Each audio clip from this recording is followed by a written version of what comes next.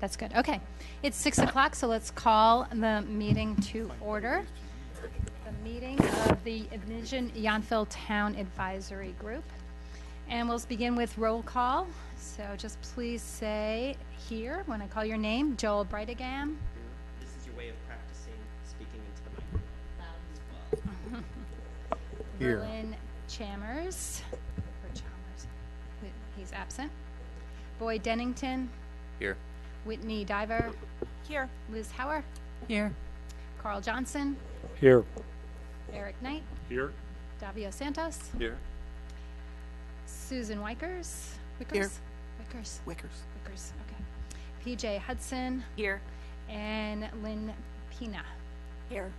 Okay. So we have one member who is absent today. So we're going to have to choose from our two alternate members who's going to take Berlin's place. So we have PJ and Lenny, and what we're going to do is choose straws. We know that the next meeting, Davio's not going to be able to be here for September, so whoever is the alternate tonight, or whoever is not the alternate tonight, will be the alternate for the September meeting. How does that sound? And the other thing I wanted to mention too is, I don't think we talked about this, we covered this last month, is that alternate members can join in the conversation and the discussion. They just can't vote. Okay, so that's clear. All right, so let's draw straws. Draw straws.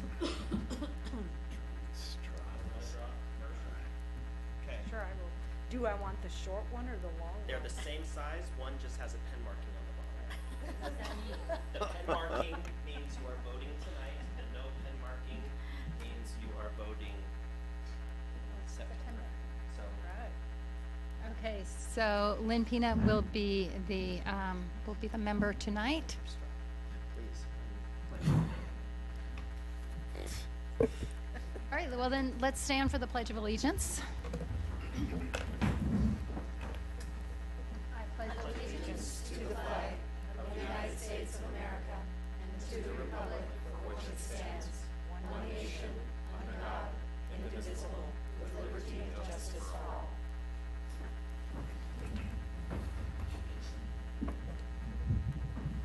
Okay, so now we'll have an adoption of the agenda. And would anybody like to move adoption of the agenda? Second. Second. Davio is the second. So moved. And item number 5 is public comment on items not on the agenda. Do we have any public comment? Okay. Seeing none, we'll move on to our item number 6. And the first item is the selection of the TAG chair and the vice chair. So, so after we select the chair, then the chair will take over the meeting, and we'll do the selection for the vice chair.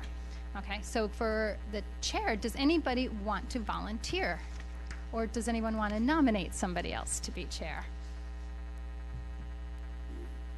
Oh, come on. I'm interested. I have a Are question. you interested? Okay, yeah. As an alternate, we are not eligible for To that, be, correct? that's correct, yes. Can you describe the duties of the chair and the vice chair? So the duties of the chair is to run the meeting, and the vice chair will step in for the chair if the chair is absent or has to step out of the meeting. Or I think it's important to note there's no special powers. It's not setting the agenda. It's nothing like that. It's strictly a ceremonial post so that we can move through the business of this committee in a speedy manner. I support Eric for chair. okay, so so Whitney Diver is nominating Eric Knight to be chair of the TAG. Do I have a second? Second. Davio is a second. All in favor? Aye. Anybody opposed? No? Okay, Great, man. great. Thank you very much, Eric. Thank you. Appreciate that. Thank you. I'll try to All be right. as helpful as possible. Move meetings along quickly and Right. with a good discussion. Thank you. Okay. You can start So now. you can start now. Yeah, you can start with the selection of the vice chair. Okay, so we have the second item of administrative duties, the selection of the vice chair. Are there people interested or nominations? Boyd has expressed an interest. Are there anyone else interested in nominating or are interested in being the vice chair? Is there a second for the, or is there a nomination for the vice chair? So moved. And a second? Second. Third. Susan, Susan nominated, and Joel, I'm sorry, Davio seconded, sorry. All in favor? Aye. Opposed? Thank you, Boyd. Maybe we'll act more like chair and co-chair, but please jump in at any time that you have a thought or something, so thank you. I've got your back, Eric. Thank you. That's scary. All right, so we'll move on to the first discussion point, which is discussion of the general plan vision statement. Excuse me? There's a meeting minutes, approval of the meeting minutes Oh, I'm sorry. first. I missed that. Approval of the July 13, 2017 meeting minutes, which I didn't see in a packet. Was it in our, Yeah, so what- it was included in the attachment email. I can run and print them right now, and you can have a chance to review them, or we can push the approval of the minutes to the next Okay. meeting. But just for a second, when you click the 17-1358, I got a legislative agenda and clicked on it, and I didn't see the agenda there. So, The link underneath that said draft July 13 minutes. oh, okay. There you go. Did I'm anyone get a learning. chance to review them? Yes. Do we have a majority of people that reviewed them, or? Yes, I did. I have a copy if you, Does anyone want to review it just for a moment? Then we could consider approving the minutes. Does everyone that's looked at or need a copy? Anyone else need a copy?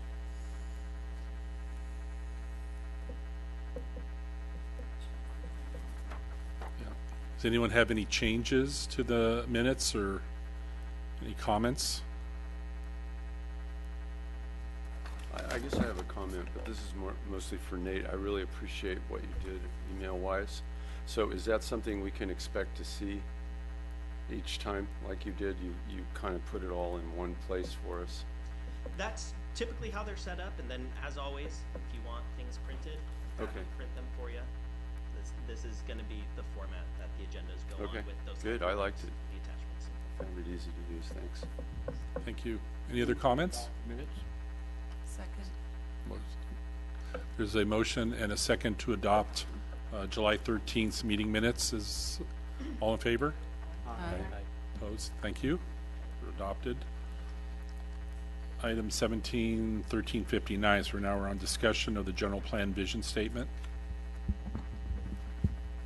Okay, thank you. You know, we usually doing the initial reports when we go through items. Will you be the person that'll do that? In some cases, it'll be me, and in some cases, it'll be Christine. It'll depend on what the item is that's before. I'll have the duty on the first two items tonight, which relate to the vision statement, and then moving forward to the public workshop, which is planned for later this month. But I'm assuming, does everyone have a copy of the town strategic plan vision statement in front of them? Okay, so the object of this evening's discussion, which may be brief or may not, is really to take a look at the existing vision statement that came from the strategic plan and get a sense from the TAG whether or not there's a need to revise this, enhance this, or add to it to better reflect what we're talking about specific to the general plan. To be clear, the town strategic plan is a document that overrides all types of things that happen at the town of Yountville. That includes the general plan update, parks and recreation, finance. It's a holistic look at everything. The general plan, that update, Envision Yountville, is an implementation item, right? So basically, when this group has completed its work and the town has completed its update of the general plan, it will be used to implement this vision, mission, and values, okay? So when we talked about it among staff, one thing that occurred to us is that because there was time taken in the development of the vision, you may want to ping off of this or even adopt it as your vision, or you may direct staff to come back to you with some alternative language for consideration. So what I'd like to do tonight is just take a couple of minutes and have everybody just sort of weigh in ever so briefly on how this, the perception of how this would fit for the general plan Envision Yountville effort. So just to get it on the record, the vision is Yountville, building community, welcoming all, embracing our small town. T for treasured history, O for outstanding people, W for world-class experiences, and N for natural beauty. I have a question. Yes. Is this strategic framework, this document, updated every year? It's usually updated between 2 and 5 years, depending on the jurisdiction. This particular effort, if my understanding, ask Steve about that. 5 years, yeah. So this was just completed just prior to the work beginning on this. So this is all fresh information that was based on a series of public workshops, meetings, and an overall community engagement. Thank you. I have it's not a question, just a comment. So I'm not sure if this jumps a little bit ahead. As far as the vision, I think it could be added livability. Wouldn't be sad if it wasn't in there, but it seems that, we're trying to, as I understood from everybody last time, we're trying to strike a balance between sort of where we've been and where we're headed. And a lot of that has to do with community. And I think these things are all admirable, and I would include them. I would just add livability. And then I can wait, or I can go into one other comment. It's up to you. It's on the other side. Is it specific to the vision? Well, it's over on the critical success side, so I can wait if you want.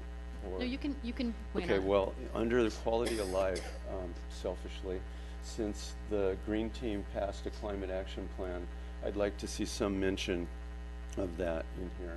That's something that wasn't around in the original general plan, or not the original, but the 92 plan. And I think it kind of sets the template and tone for what this town wants to be environmentally. And so I'd like to see that added. I think it's a good point. I just would like to remind you, and we'll come back with some alternatives for you to react to. Sure. But again, the Climate Action Plan is another one of those documents that implements vision, right? So vision is way up here, and I would say a little broader than the specific. So I appreciate your comment, and we'll take a look at how we can maybe incorporate that. But I would encourage you all to think as broadly as possible, because there are multiple documents and multiple efforts taken by the town that will implement, and that's a great example of one of them. Well, then maybe a better way to put it then, without hogging a lot of time, is just to try to find a way to use the environmental outcome in that broad template. I mean, it reaches across a lot of different factors in this town. Well, we're going to be talking about some of this later tonight as it relates to conservation and open space and these other types of things as we go. And sustainability, this sort of thing, it weaves through the entire plan. So you're definitely going to have opportunities for that. Does anyone else have anything specific that would be missing or they'd like to see us take a run on for the vision? I concur with the livability statement. Okay. So if the group is comfortable with this, what I'd like to do is come back to you at the next TAG meeting with some, I'm going to call it supplemental language that focuses this onto your effort. And you guys can react to that and, if appropriate, adopt it at that time. Does that work for the group? I just had one question in terms of the strategic planning framework. Are we talking specifically then just about the vision? Because the rest of the items, I look at this like planning framework as a vision or planning for a vision statement for the town administration and staff.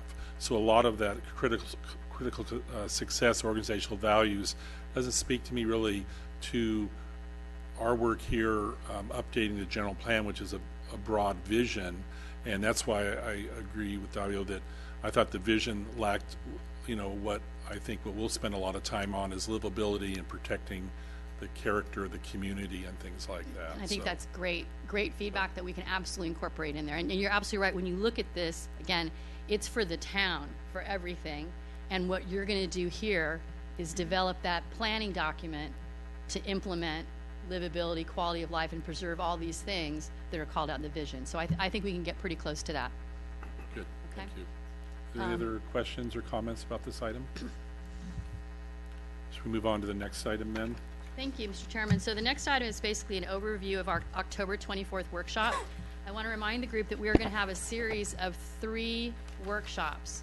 The first workshop is focused predominantly on sort of an overview of the general plan itself, taking a look in more specific terms at its key issues, a brief look at land use and circulation, and a more in-depth look at open space, safety, and noise. The idea here is that we're going to come back in October and spend substantially more time at that workshop on the land use and circulation elements. That will give this group an opportunity to vet these particular items more than once. So what we take away tonight will again also be incorporated into some of the things that we'll be talking about later. So the way that the format is set up, this is proposed as a theater-style setup, but it's really very interactive. So in other words, we don't want people sitting there and looking at a PowerPoint presentation for 2 hours, because that's god-awful boring, and that's not what they came to do. They want to talk. So the idea here, I'll walk you through this and we'll take your comments. There'll be a brief welcome and introduction that just basically establishes what the general plan is, because not everybody understands the purpose of the different sections, what we're looking at, what we're not. And as an example, we've already completed housing and circulation. And while we may go back and look at that, we certainly need to set the correct expectation of what we're going to be discussing. And after we go through that overview of the process and what's going to happen in terms of environmental review and all that good stuff, we're going to get into a series of sections using something called Turning Point. I don't know if any of you have seen this before, but basically it's an interactive live clip polling system. So you're watching a PowerPoint, a question is posed, the respondents click, and immediately it shows up on the screen with their responses. Now, the idea is not to just click through all day long and not hear. The point is, after they've answered a question, to then prompt them about why. You know, what are the things that led to that opinion or that idea. So when you look at the first section here, it's talking about basically the key issues, which are talking about the importance to Yountville's future: affordability, economic sustainability, public safety, scenic beauty, parks and amenities. Which of those things are most important by ranking? So when somebody clicks the first one they like the most, that'll score 10 points. Their second choice will get 7, and it goes down from there. So you can look at it as a weighted thing. Yes? Just out of curiosity, how, I mean, say we have 25 people. So everybody walks in and they get one of these clickers? I've got 100 of them.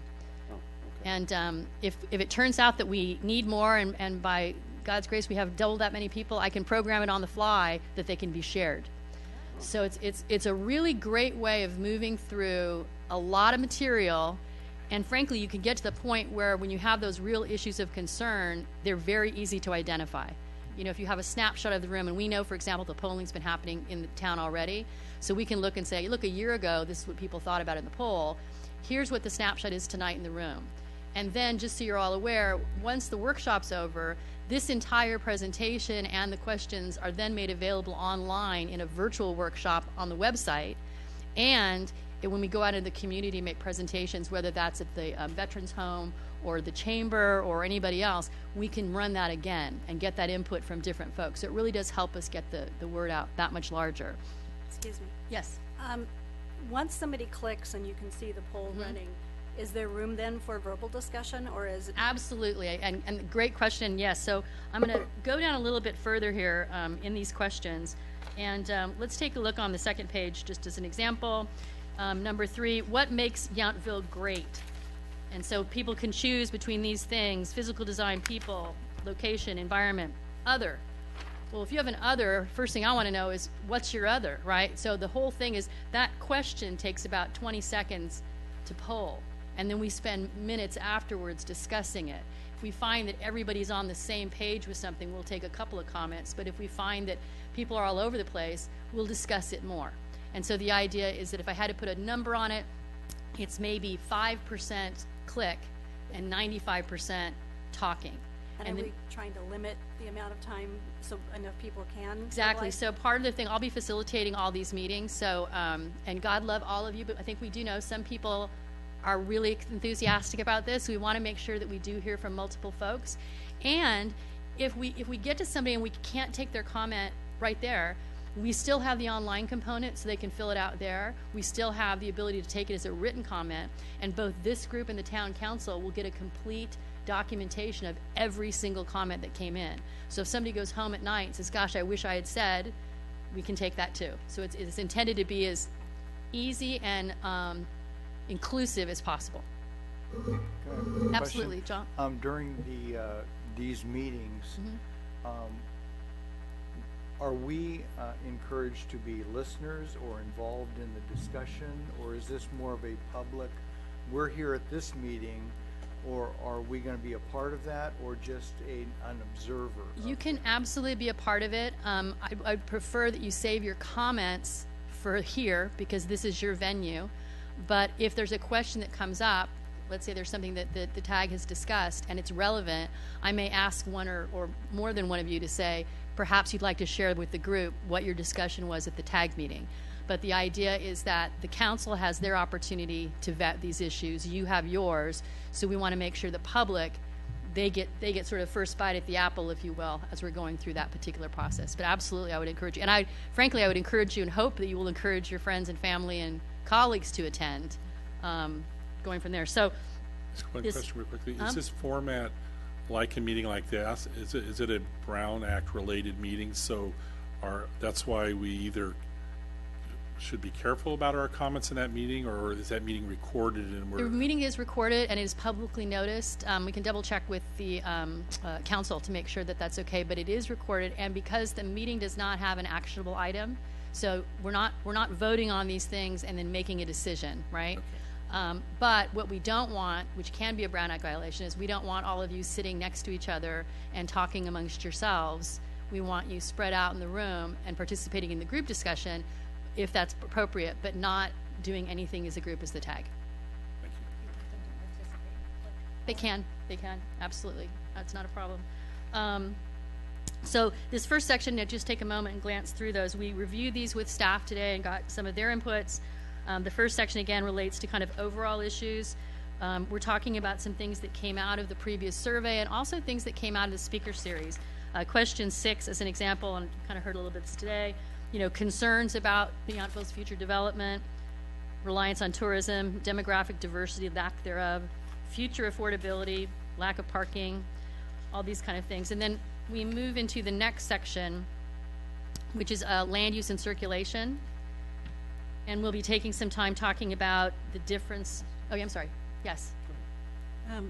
Before you move to the next section, are you going to solicit any comments from us on these? Or yes. Are you interested in, is that at a later time? Well, what I'd like to do is go through all of them so you can see them all and then take your comments, because you might find some of the things you want to see in there are in another section. Okay. So we'll go through these and then we'll come back and take additionals. Yes? So following kind of on what Joel and Lynn were saying, let's use number 6. So what happens if somebody who has clicked has an issue with, say, lack of parking? Say, they can't park in front of their house, there's employee parking or other, et cetera. It could be any of these questions. Okay, so that it's not awkward for all of us. Who's gonna handle that? Are you? That's me. Huh? Yep. So if they ask specific questions about these items, that's pretty much on the team. Staff, right, and staff would be backing up if there's a particular policy or program or there's some sort of a ordinance in place. I will tell you this, though, that again, because we're developing a plan, the whole purpose of this is to develop these kind of goals and policies, right, that address these issues. So we're not going to go too far into the weeds with this, like parking between 2 and 5 in the morning, any of that kind of stuff. We're just trying to identify where there are issues so we can come back later and determine whether or not there needs to be a policy in the general plan to address that, or whether there's an existing policy that already is out there or existing laws that are already addressing it. But we're fairly certain that there's some of these that we picked intentionally that are going to have some spirited discussion. Okay. So, and 7, environmentally sustainable practices, even if they're more expensive. That's one of the kind of things we were chatting about. What would you like to see more of in Yountville? Again, just trying to look at the diversity portion of that. Now, we've kind of gone about this internally, and I want to make sure everybody's comfortable with this. There's an other in there so they can tell us whatever they want, but I want a Trader Joe's, or I want that's not a function of a general plan. And we're not going to spend a whole lot of time on that because that's just not what we're here to do. So I can be the bearer of bad news on that one, but just so you know, we're going to take the comment, but we're going to move on. Kendall, when you're talking about public facilities, what does that encompass in your That could be an auditorium, it could be a pool, it could be a theater, it could be all kinds of things depending on what somebody wants. And again, that has to be allocated for in terms of land use. If you have a piece of land and you want more public facilities, then are you going to zone that land to include that? So that's one of the reasons you ask those kind of things. Kendall, one more question. Of course. We're looking at the review of the noise ordinances and also the safety policies and programs tonight. Are we going to be acting on those tonight? Because those seem to be inclusive in some of these questions. We're going to be taking comments on that. That'll be the next section we go through. So we'll get your feedback on those policies and determine, what things you'd like to see. But at this point, because the meeting's in 2 weeks, you're not going to be dialing down on a specific end tonight. You're going to be giving feedback and talking about some places you want to go. And if there are things you all agree on, then perhaps they may come out of it. But I don't think the expectation is that you're doing the whole thing tonight. I think we want to know tonight the general agreement, whether Right. we're moving forward with these policies and programs, and get feedback on them. We're not going to be asking anything that specific we're not going to be asking anything that specific at the workshop. I mean, these kinds of questions and the things that we're going to be dealing with tonight. Okay. So I'm not sure how much that discussion at the workshop is going to inform this specific work that we're doing tonight, but if it does, we can certainly come back and revisit it. Okay, so moving on, we're going to land use and circulation. And actually, those will be busted into 2 sections. One for land use, one for circulation, asking about development policies, building heights, that ought to be a fun one. How you get around town, and if you do, this is a good example of if someone says, well, I ride my bike, well, do you have adequate roadways to do that? Do you have good places to park your bike? There'll be discussion following that. And then the question about parking. We then move into conservation and open space. And that's kind of an interesting one because open space here can be preservation of existing agricultural in the city limits, right? Town limits, because we can't really change anything that's with the county's ag preservation ordinance, right? That's a different thing. But this is really what's happening in the city limits and their town limits, and we're going to give them, of course, an opportunity to express concerns about other priorities that they might have. So there's an open end to that. And then we get to safety. A lot of times people get hung up that safety is just police and fire. It's not. That's one of the things we're going to talk about tonight. It's also flooding, earthquakes, all kinds of things. So we're going to ask people about their impressions there. And then we get to noise. And the noise, again, we have a few questions, but we do have the opportunity to share for discussion. The entire workshop at the very end will go through a meeting evaluation and comment section. And that's going to ask some demographic questions like, how old are you? How long have you lived here? That sort of thing. And then it's going to ask some questions about how well we did with the actual workshop. Was it useful? Was it good information? Was it clear? And we take that information to make sure that when we come back for the next workshop, if there's things we can improve on, that we can do that. And then we would come back and share that information with the TAG and also with the council so that we can adjust going forward. You'll see some other notes on there that really pertain to staff and the consultant team, but a couple things just to draw your attention. We're likely going to have a series of boards for visuals that will illustrate conceptually what some of these different elements are. And we've also produced a bunch of flash drives with the Envision logo stamp on it that have the entire workbook, which will be available for members of the public and also for you. It's much less expensive to have that available electronically than to do the hard print.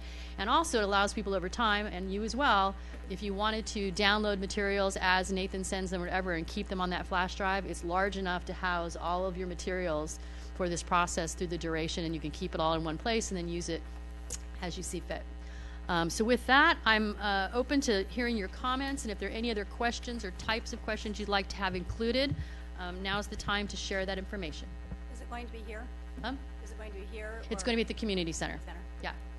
So is there anyone have particular questions or thoughts or questions they'd like to maybe possibly add to this presentation? Or Yes, I do. Okay, I'm ready. I've flipped through most of the questions, and it may be under one of the headings, but I know Yountville Elementary School is an important part of the community. I know people are going to be very interested in that. I realize there's a jurisdictional type issue because it's the Napa Valley Unified School District and not the town, but I just wanted to throw that in there. So something to the effect of how important is having a local elementary school to the community? Yes. Okay, we can do that.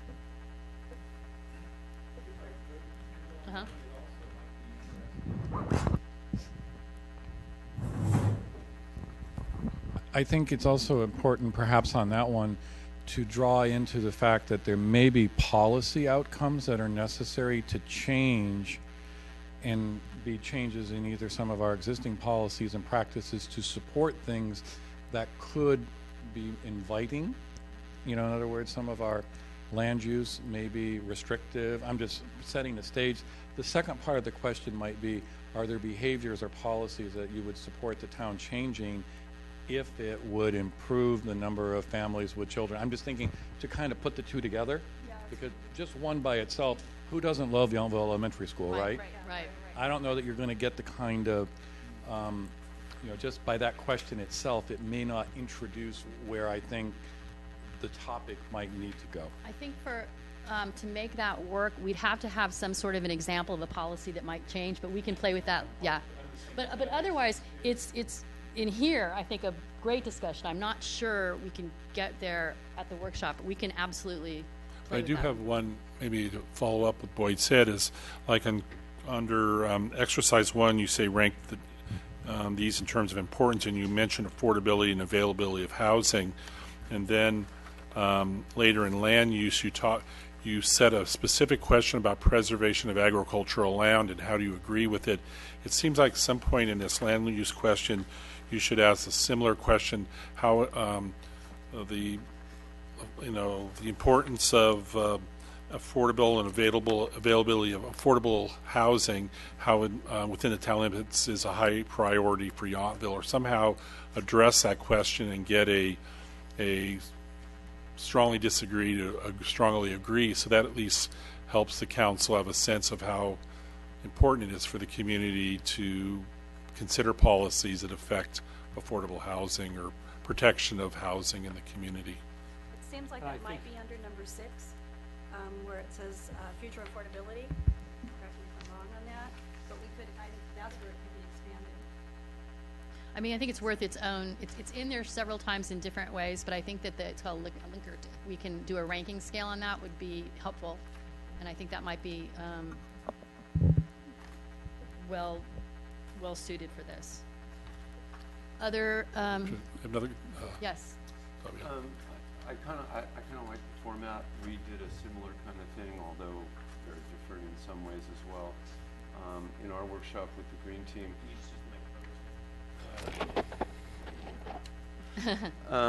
So what I enjoyed about the workshop that we had for the Green Team, and it's sort of here, but it's not consistent, is under some of the topics you end with discussion. What are your priorities, concerns, etc.? But in other topics you don't.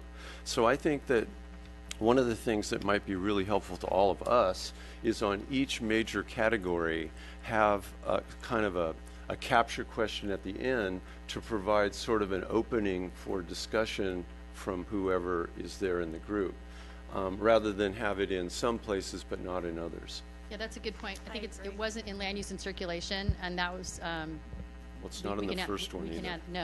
We can add that. That's no problem. Back to the school for that. Mm-hmm. Not I microphone. think if you just put in along these questions, very important, somewhat unimportant, unimportant. How important is preserving a school in Yountville? And let them rate it. That gives you a very broad input. It opens up the topic, but it doesn't go into deep discussion.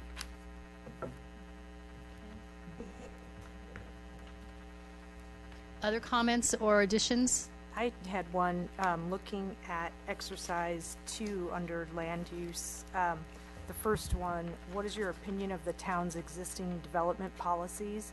I'm just wondering, there might be people that feel like, well, what is the development policy? How do I vote on that? So there's two approaches on that. One is that most people come in contact with development policies either if they've done a remodel or they've done something that requires them to work with the planning and building department, right? Or the context of policies as you see the physical surroundings of your community. So you know that there's decisions that are made both at the ZBRT and at the council that they've had certain types of development that comes through. So when you look around Yountville, right, are you overall pleased with what you see, what the development standards are or not? And that coupled with if you've had an interaction. What we're looking for on that is if and this is usually where it comes up, the follow-up question for someone that says, I'm not happy, there's usually a reason why. Either they felt that they didn't have the flexibility to build the height of a house they wanted, or the square footage of the house they wanted, or there was an onerous process for the business. They'll let us know. And that's the purpose of that kind of question. So it will be set up for all these questions will be set up so that they won't have to just guess. And the only other comment I had was number 3 in that section, how do you get around town? That seems like it would be one that we would want people to click all that apply rather than. We've thought about that. Okay. And you know, I may Otherwise go with your top 2. Okay. And the reason for that is because you do use all of them, but if you've only used the trolley one time, that's not your primary mode. Right. But I have to say, I was driving around today, and I think, especially for the veterans home, we probably want to put on there a scooter or motorized chair, because there's quite a few of them rolling around town. So especially when we go up there, I think I might be adding that one in as well. Maybe like walk/scooter. Yeah. Yeah.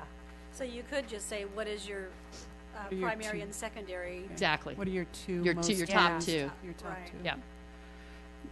Going back to exercise 2, where you talked about what is your opinion in number 1 of the town's existing development policies, and you said you would be setting it up. It just seems as people don't always listen, so it might be good to say building development policies, because, I mean, development of what? Yeah. Just to be clear. Yeah. And just so that if you don't explain it at the next meeting or in the future, it's a little bit more clear. In exercise 1, you call out the importance of the arts program, but you don't call out questions about the importance of the town's park and recreation programs, and they are much more part of the fabric of this community, and I think it should be explored. Yes, I agree. They are a large budgetary item, and I think, I mean, the arts program is a very small budgetary item, and it's nice to know if they like it or they don't, but the Parks and Recs is sort of the fabric of the community. You can add that. I wholeheartedly agree. In number 6 on the same, future affordability, your 2 biggest concerns. Future affordability of what? Housing? Housing. Restaurants? Theater tickets? You just- Yeah. Yeah, I'll add that in. And then on number 8, what would you like to see more of in Yountville? We've had an awful lot of discussion about affordable restaurants and or services for residents, and I think that needs to be added, either both of Well, those or I think we're thinking that might come of the other, but I'd also remind you that in terms of the zoning, whatnot, you can set up policies that allow restaurants to come in, but the general plan has no way of regulating what kind of restaurant, what they serve, what they charge. So we want to be careful about. Okay. What you know what about I mean? services for residents? So Same kind of thing. You have, if it's zoned for business, you can't say, you can't come there because I want a doctor or I want a vet or I want a dentist, right? You know, what you can do, right, is you can set up policies that are friendly to those type of business. That's something we can talk about when we get to land use. Right. But we want to stay away from getting specific about those kind of things because it's not something you can implement. And then, but you can say activities and facilities for children. How can you designate that something's just for children? If you have a parks and recreation or a parks program that has like swing sets, that sort of thing, that's something that's specific for children. You have and that's facilities. not included in parks? or- Right, right. Okay. So it could go in parks. In fact, you know, we could move some of these things around, but Okay. And then in exercise 2, land use, question 4, Yountville has adequate parking for residents and visitors. It's a very broad question because I could answer that 2 ways. There's adequate parking in my residential neighborhood. There may or may not be adequate parking near the park. There's no parking, you know, by the restaurants. So I'm not sure how you would be able to answer that where the answer is meaningful. It's such a broad question. You're just sort of going to get garbage as an answer. So either well, we make it might more put specific a double or- on that, pay one in the downtown area and one in the residential areas. That might be a way to do it. Yep, that could be helpful. So I think the point is if we're going to get these answers, they need to be not so broad that they're not, that we would then all interpret them the way we wanted to interpret them. Thank you. Thank you. Other comments? How specific are you looking for the answers to this? Like in exercise 2, development policies, if you had a room full of like myself from the building trades, there would be a lot of very specific issues with town policies around that. So I'm just kind of wondering, how detailed are you looking for, or are we looking for in this in our group and or in the meeting that we're going to be When having? we get to the land use policies, you'll be a little more detailed than perhaps the public will be. But where we're trying to find right now from the public are those big ticket items, the glaring things. But a good point is that we'll be having that discussion with people who are builders and who are developers and in real estate. And we will have that discussion with people who are more on the environmental side. And then what you want to do is look at the holistic combination of all those things, because everybody's going to have a different take. You ask a developer, he's going to go, I want to go 3 stories, I want more density, I want to, whatever. Somebody else is going to have a different opinion. It's important that we ask everybody the same questions and then see how their answers So there vary. will be opportunity for specific discussion. Absolutely. Okay. Yeah, one of the things you'll notice, these questions are broad, and that's on purpose. Okay. As we talked about before, this is in order to just get a quick gauge of the people in the room. What are you thinking? And then there's going to be a long discussion where you will get into specifics, where if someone says, oh, I really want activities for children, then we can say, those of you who voted for activities for children, what the heck does that mean? Yep. And then there'll be some really good specific conversation going on. There's been lots of other surveys also that occurred. Remember the townwide survey that occurred last year? Those responses aren't completely ignored, and those got also very specific. And the advisory group will be referring to that to also when considering a lot of these policies. So it's just important to see the purpose of all of them. You go broad to then have a very specific conversation and discussion later, which is why we also film these things, because we're also not going to be memorizing every single thing that's said during those. So we'll be able to go back to the film and help that influence the decisions we make as we Did you just consider say film? policies. Did you just say film? Film, record, video. Yeah, I'm teasing you. I'm totally teasing you. I want to remind you all again. So you're back to the film. It'll be filmed on a 3D camera. You're the young guy. You're supposed to know. Okay. Davio had one more question. Yes, Savio. Again, kind of partnering on what I'm hearing specifically from Joel, I think that you said earlier, if you can set the table for this in that broad way, I think too, we're going to have other workshops beyond this one.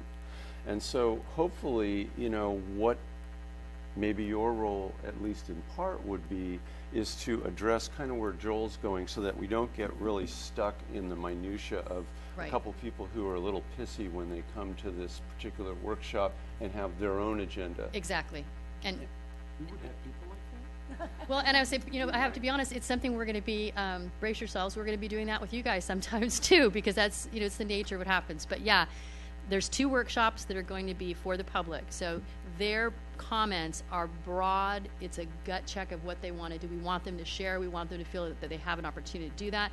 And to reiterate again, they can go to the website. They can write it down. They can call us. There's a multitude of ways that they can share their opinions, and you're going to see all of it. And as much as we can, we're going to characterize that by socioeconomic, so we can take a look and see if it's people who've lived here a long time, people who've lived here a short time, older, younger, so you can actually start to see a pattern about why people have certain things that they like and support. And then at the end of the day, you guys will be discussing that and vetting a lot of these policies. And once you've made your recommendations, then it's going to be a policy decision for the council. And they'll look at that based on your input, which is more specific, more thoughtful, if you will, with a little bit more information than John Q. Public. So that's the purpose. Well, I also think too, this is our opportunity to kind of sell what we're doing.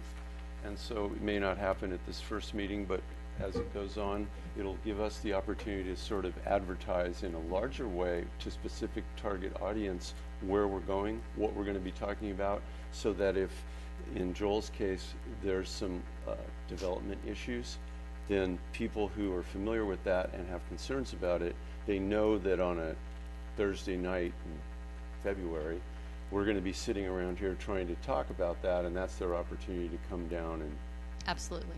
so. If maybe anyone that's else, helpful. I'm sorry, go ahead, Boyd. Just since we're speaking in generalities, and I kind of wanted to throw out something that, since we're going to have public comment, another popular item, if you've ever read our newspaper, people really like to talk about local serving businesses, and I know that's a really sticky subject policy-wise, also what the market can support. So there's a lot of things that may be outside of our control, but you should expect some people to bring that up, and maybe if you want some questions to capture that. I absolutely anticipate we're going to get it. I don't even think we're going to have to come up with the questions to have them to go there, because they have had no shortage of sharing that through the speaker series. But again, I think it's important, and it sometimes will make me unpopular, but we have to be really clear that there are some things you can do and some things you can't do. City of San Luis Obispo is a great example. They didn't want fast food restaurants, but they couldn't just outlaw fast food restaurants. So they said there's no drive-in restaurants. You can't do a drive-through anywhere in the city of San Luis Obispo. And look what happened. They didn't get very many chain restaurants like that. So there are things that attach to policy, but by the same same thing, you can't say drop a Trader Joe's. It doesn't happen. So I don't want to create expectations that the town can't fulfill. I want to make sure that I just want to say, if anyone has any other questions or contributions for the survey, then maybe they can email you, Kendall, because I'm concerned maybe we need to move on to other items in the Chairman, agenda. I agree. So Everybody has my email address, I think. If not, you can always send them to Nathan. He can forward them along to me, but it's kflint@rgs.ca.gov. And I'd appreciate any comments or additional info from you all beginning of next week, because I want to have plenty of time to program everything up. thank you. And your comments are really valuable, so I appreciate it very much. And that is the end of that item. That's good. So we'll thank you for everyone. Like I said, please contact Kendall if you have other comments or questions to add or to discuss with her. So let's move on to the review of the noise policies and programs. Thank you, Mr. Chair. So I'm wondering if we can actually start with the safety element, because that's how I set up my PowerPoint. So is it okay if we take it out of order and do fine. the safety first? Okay, great, thank you. So going forward, we should have done that in adoption of the agenda, because we need to change the agenda. Yeah, I know, and I just noticed it. So you are correct, though. Thank you. But nobody has a problem with it, so I'll go ahead. I understand. Go ahead. Thank you. Okay, thanks. So, so first of all, I hope everybody enjoyed all of those meeting materials that we distributed and got to read through the existing conditions reports, which are very detailed, but important in this process because it really sets our baseline. It makes us aware of what the issues are that we need to address, and it helps us especially to address some specific state law requirements. So, there we go. Now, what happened? Why are we... Oh, I'm sorry. Never mind. I'm like looking at safety and I'm reading noise. Okay. So the safety elements, this is just kind of the beginning of the code that applies to the safety element. But essentially what it says is that we need to analyze and address a whole range of safety issues, things like seismic hazards, things like even tsunamis and liquefaction and slope stability. We need to look at fire and flooding, potential inundation from a dam failure. All of those things have to be addressed. There's a number of specific maps that have to be included in the general plan. And what we're looking at is we're looking at the potential for development to occur in these areas where there are known risks. Left click, okay. I got it. All right, so so as you read through the existing conditions report, you probably noticed that there were 3 real issues that are here for the town of Yountville. Some of them, like liquefaction, isn't really an issue, even landslide hazards, because the town is mostly flat. So I just wanted to focus on the 3 main issues tonight. The first one, of course, is flooding, because we have flooding risks from both the Napa River and Hopper Creek. The other one is earthquake, and Yountville, of course, is located in a seismically active zone, shall we say, and then fire. And the fire risk really is wildland-urban interface fire, and that occurs where you have development that's up against open space areas. So that's also a risk here in Yountville. So looking at, let's start with flood. This is the FEMA map. The blue area is a 100-year floodplain. And what that means is that's a flood that's supposed to happen once every 100 years, or another way to put that is a flood that has a 1% chance of happening in any given year. And here in Yountville, 14% of the study area is within the 100 100-year floodplain. And when I talk about study area, I'm including not just the area within the town limits, but also that 750-foot buffer that surrounds the town limits. So we've got 14% in the 100-year floodplain. One area is the Fennell Road, Mulberry Street area, and the town last year completed some drainage improvements there with some 36-inch drain pipes and sedimentation basins in order to improve the drainage in that area. The other area is the Catholic Church property. This is, I think it's 17 acres. This area here is outside of the flood wall that's been erected in order to protect the mobile home parks. And so that is in the 100-year flood zone. That area is currently planted with vineyards, of course, with the vines, and but it is zoned residential. So if there was to be development in this area, it would need to address the 100-year floodplain and build to specific standards to accommodate or to address the flood level. And then the other property is up here in the northern end of town, the Palissa property, and this has the floodplain about the 1/3 of the area over there on the eastern side, the northeastern side of that parcel. And I'm just also mentioning that because this is one of the areas that you might have noticed in the workbook that's been identified as a potential change area. So I wanted to make sure that you're aware that there's also part of that property is in the floodplain as well. So there are a number of policies and programs to address flooding hazards in your matrix that you got to review. And that matrix, by the way, you probably noticed this, it was a little different than the matrix that had been distributed last month at the meeting. And that's because after that meeting, we had the environmental consultant gave us some feedback on specific policies and programs. Just she suggested some things to add in order to address state requirements and also just to address the risks that were identified in the existing conditions report. So that's why it's a little bit different. So first of all, there are programs to require new development to comply with floodplain building regulations, and those are already in the municipal code. Buildings, for example, have to, in the 100-year floodplain, they have to build 1 foot above the base flood elevation. And there's also a lot of specific standards in the building code, in the California Building Code, about having openings in the building so that floodwater can go through it, and having buildings that are bolted to the foundation so that they won't float, those sorts of things. There are programs to maintain the storm drainage system. Also to implement flood control improvements. To continue annual maintenance of Beard Ditch.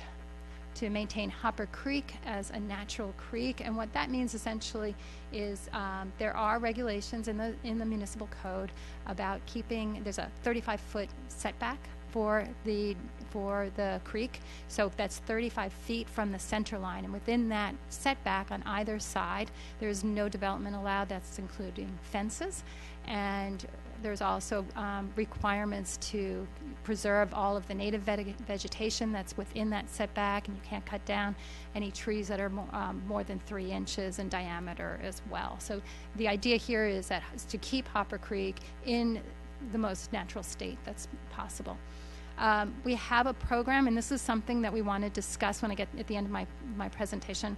We'll talk about this program to consider removing the concrete channel of Hopper Creek. There's one portion left that is in the concrete channel. So we'll talk about that. Policy program to maintain the flood wall around the mobile home parks, and then also to consider extending that flood wall to protect new development on the Catholic Church property, again, in case, in the event, if and when that property is developed. All right, so let's move on to earthquake faults. And Yountville, of course, there's the West Napa Fault that runs through Yountville. That fault has a capacity to generate an earthquake that's 6.8 to 7.1 on the Richter scale. 7.0 is a major earthquake. The 2014 South Napa earthquake was 6.0 on the Richter scale. You probably all know that, but just to kind of put this into perspective. And then were 2 earthquakes that have been identified in the existing conditions report that have as their epicenter Yountville. One is actually a little outside of Yountville town center, town limits. A 5.2 earthquake in the year 2000 and a 4.1 earthquake in 2015. So essentially, these are an issue because for developments. Some of the older buildings are going to be more vulnerable to earthquake damage than others, and it's really what we're talking about is the shaking potential, which is really the issue here in Yountville. And so older buildings that were built before the building codes became much more stringent over time, probably beginning in the 1990s. So now if you're building something, and of course Yountville requires anything to be built to the building code, it's going to be able to withstand earthquake damage much more than older buildings. Here in Yountville, about 2/3 of the properties of the buildings were built before 1990. So it is a significant issue. The other issue here are unreinforced masonry buildings, and these are older buildings. Typically, a lot of times in here, they're historic buildings. And there are 6 unreinforced masonry buildings in Yountville. 3 of them have actually undergone partial retrofit. So in the 2014 earthquake, one of those buildings there was chimney damage, or it lost part of the chimney, and then another one was actually red tagged and had to underwent a partial retrofit. So there are issues still with unreinforced masonry buildings in town. So the policies and programs that we have in the matrix regarding seismic hazards, one is to require new development to comply with the California Building Code, and we just kind of talked about that. There's a lot of things that are required, like having plywood reinforced and doing tie downs for the building and stronger welds and reinforced concrete and all of those kinds of things. A program to encourage those property owners of the unreinforced masonry buildings to retrofit them. And then also programs to maintain and update emergency response plans and participate in public safety training programs. Napa County offers CERT training, for example, here in Yountville. And then finally, let's kind of touch on the fire hazards as well. So this is the fire hazard severity zone map. These maps are prepared by the state for all of the local governments. And here in Yountville, over on that corner of the Veterans Home property is the one area where there's a very high fire hazard severity zone. It's in a remote corner of the property. It's undeveloped, but it's there nonetheless. Historically, the fires have occurred east and west of town in the hillside areas, and as I said, the real issue here is when you have development that abuts open space, and that's really where the wildland fires come into play. So there's policies and programs to address fire hazards as well in your matrix. One is to maintain the agreement with the Napa County Fire Department and to maintain acceptable response times. The response time, the goal is every response within 4 minutes, every 90% of the time. I think I have that right. And the actual time is, response time right now, as reported in the existing conditions report, is 3 minutes. So we're doing great there. Napa County Fire also does site plan review for all development proposals. And they require, and the town does too, through the building code and specific regulations that have already been adopted in the municipal code, to incorporate mitigation measures and fire risk design in development. So there's things like requiring emergency vehicle access and clearance to make sure that the emergency vehicles can get through, requiring sprinkler systems. There are, of course, required in all new development, but also if you have a building that's undergoing a remodel or an addition that adds or remodels 50% or more of the existing floor area, then the entire building needs to be installed sprinkler systems. And also there are requirements for drought-tolerant landscaping and defensible space around buildings, all in an effort to make sure those buildings are fire safe. So The matrices themselves, as you probably noticed, and I mentioned last time, we color-coded those policies and programs. The green ones are the ones that are in the existing general plan, and staff is recommending to retain them. The yellow ones, we had some modifications, and then there are ones that are red, and those are ones that we are recommending deleting because they're really either were implemented or they're no longer relevant. And then finally, ones that are white, which are the new programs. There are 3 programs that we wanted to specifically discuss with you. We also wanted to be sure to answer any questions that you had and then kind of open it up for discussion and see if there's anything else that you feel like we've missed and that we need to address in the policies and programs. So the first one here is the concrete channel removal. The program itself says evaluate the removal of the concrete channel from the portion of Hopper Creek between Heritage Court open space area and Mulberry Street. A couple of things to point out. So it does say the program says evaluate it. It doesn't mean we have to decide right now whether it's going to be done or not. It just means should we put the program in the general plan so that then all of the necessary work that needs to be done to actually make the decision will get done. It just sets a priority for the town to actually consider this. So we wanted to get your feedback on that. This, there we go, is the aerial view of that concrete channel. There are 10 homes that are adjacent to the concrete channel, 5 on either side.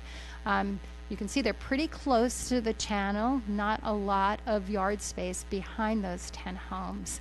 And I think at this point, I'm going to turn it over to Sandra to kind of talk about the pros and cons of this program.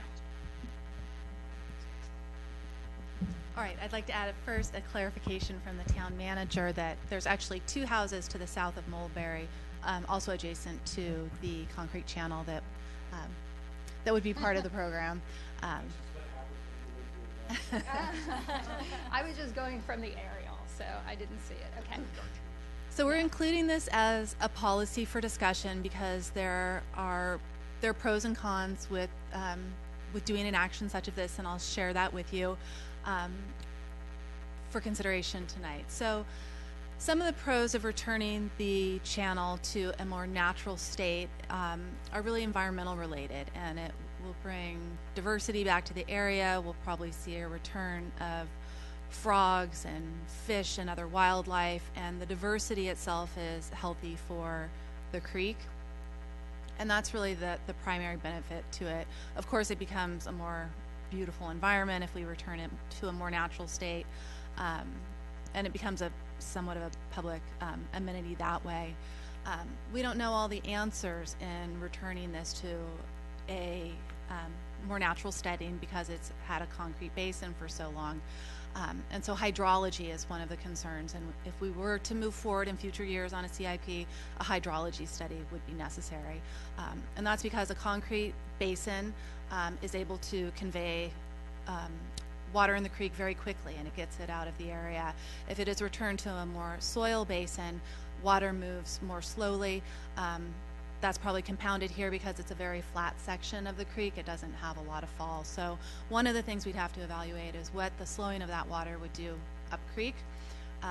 Also with the creek, we'd see more sedimentation in the bank, and returning it to a natural state would lead to more plants and weeds and things. So there's maintenance involved in removing sediment and weed whacking and things of that nature. And so all of that really needs to be weighed in terms of the overall health of the creek and how it relates to flooding. Also, I'm sure these 10, 12 property owners would like to have a lot of input in what this could mean for them. Some of the things we're looking at are that it would become more public because probably chain link barriers would come down. There are fences are obviously within 35-foot creek setback. So the question would be, what would that mean over time? They become legal non-conforming, whether more setback is necessary for flood control. Those would all be questions to be looked at in the future and negotiated and worked with property owners. The reason we've included it is because of really the really positive environmental impacts of returning this sag concrete base into a more natural creek. And it's really part of a statewide effort to remove dams and concrete channels and to return creeks to daylighting that have been piped. So those are the reasons we have it before you, and I'm happy to answer any questions that you might have. Why was the channel put in?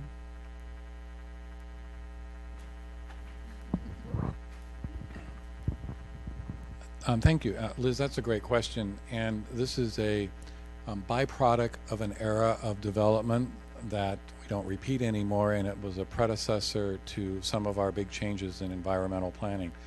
This channel was concrete lined, and as a part of the development of the Toyon Terrace subdivision, which is one of the oldest, I'm going to say new subdivisions, which sounds like an oxymoron, but it's a product of the 60s development. It is something that couldn't and wouldn't be able to be permitted under today's environment. Sandra was sharing with you, you actually couldn't, the homes that are built there under current fish and game regulations, we're basically talking about maybe 5 houses. I mean, you'd reorient, but I'm just saying, so the question would be, this is an area, and also for those of you that may not be familiar, it is actually the only section. Hopper Creek is generally in a man-made condition throughout the duration of Yountville, with the exception of the immediate area along Heather, which is a man-made trapezoidal, but still in a native soil condition. So it's been modified, but it functions more. And if you may recall, for some of you that have lived here longer, that used to be mowed and manicured and looked like a lawn in that section. Fish and Game doesn't like that, and we actually ended up having requirements. Fish and Game would be very excited to support this. But I do think, you know, if that's your backyard in the immediacy, as Sandra was pointing out, the property owners may see some pro and con as to whether this is something they would want to support. And again, you know, we'd be looking at, it could be design-wise. There's ways you do boulders and some neat things on the side and some landscaping. But again, it's a bigger policy. We don't have any ideas. I'm not prepared to really even go do exploratory cost analysis, because if it's not a policy that has support, but when we look at this, knowing the current state of environmental, knowing the leadership role that the community has taken in sustainability and environmental practices, and Davio, that kind of goes with the climate action plan and the Go Green team to our visionary leadership. So when we talk about that, a lot of the things that Kendall and Christine were sharing with you, there's implementation documents and things that kind of reflect that get layered. But anyway, long answer to your question. So I have a question. How has it been performing? I mean, has it performed up to expectations and done the job? I see, that's I don't know that I can answer the question quite that way, PJ. What I would say differently is, yes, it's working. It has caused us to have to change and put in additional mechanisms, for example, downstream. So for those of you, I'm going to refer to more the Fennell Street project. You saw the flood map. We were very pleased this year, which was for many of you probably the first time in a long time we've had significant rains. So we did not see flooding on Fennell. We did not see flooding there. We did continue to see, which is the lowest point out, we did see episodic flooding on Oak Circle, but we did not have issues on Mulberry. So we were very successful with those two. And then for those of you who aren't familiar, when you saw that flooding duration, we did have flooding from the Napa River that did hit the Vineyard Oaks Park and part of that subdivision. And that's not Hopper Creek flooding, that's Napa River flooding, although sometimes the two converge and come around. So from a preliminary standpoint, we're very pleased with how those works have done. We still have some vulnerability on Oak Circle and probably will. But to the point that Christine made about design standards, the Vintage Oak subdivision was designed and that implementation was put in. The homes in Vintage are generally never in danger. It looks a little odd, and it's really people driving and potentially getting flooded that way, but if you're familiar with that neighborhood, the areas that are lowest, there's a taper, and then it flattens out. So I would say it supports both ends, but that's still probably the remaining area. This could impact it, like I say. Generally, we have done a number of hydraulic studies in the past when we put that program together, and it was one of the ones we evaluated on a limited basis in terms of how to, because what would happen, and this is what I would say, if you're trying to look at improving flood flow and duration, if the water is able to settle in, you know, percolate and do that, it changes the flow of the conveyance. So it's more than likely a good thing, because if you look at how the creek changes, the creek goes right back to a very narrow natural position right south of the Oak Circle bridge. So again, kind of a long answer, but for those of you that walk and are familiar, it's a very narrow kind of creek upstream, flattens out, narrow, and then goes back to a slightly deeper, more natural channel as you go south, and it proceeds out of town. I would like to know how would this be approached with the homeowners there? Because obviously they're the ones most heavily impacted. I agree with the ecology of it, all of that, but it does impact them to some degree. Absolutely, and I would say, Lynn, that would be a future, just when you think about the duration of a general plan. Just because something was to get put in as a policy question, it doesn't mean staff's going to go out next door and start working on that. Because the first thing would be, is it something to evaluate and consider? The first thing, obviously, would be a more localized community discussion with them to discuss if they're remotely interested. Right. We're not, now, we're probably, I'm going to say, I don't see us. There are some areas where Fish and Game and some state regulations are coming in and making people do it. The current standards, I don't think, are probably going to be triggered at this point. But certainly there are some regulatory agencies at the state that would be very excited if we were to do this, but I don't know that we would be forced to. So, you know, if I was one of those homeowners, I would probably say, you know, I might be interested, but I'm not interested in paying for it, would be how I think most of them are going to respond. And then what's it going to do to my backyard? Right. They may lose a foot or so dependingly on something like that, depending when we're done. And obviously there'll be more impact during the construction. That part we don't know. And that would be a future conversation that we would end up having if that was a policy and the funding was found and the town moved forward with it. Bob, you had a question? Yeah, I just have a comment about policy. I was part of a team that did a project like this, and thank you. Anyway, and this project has a lot of merit. I think ecologically, environmentally, I think it fits into sort of the template of what this town, I think, is all about in a green stream kind of way. But I think the most important thing to consider is kind of what Steve was saying.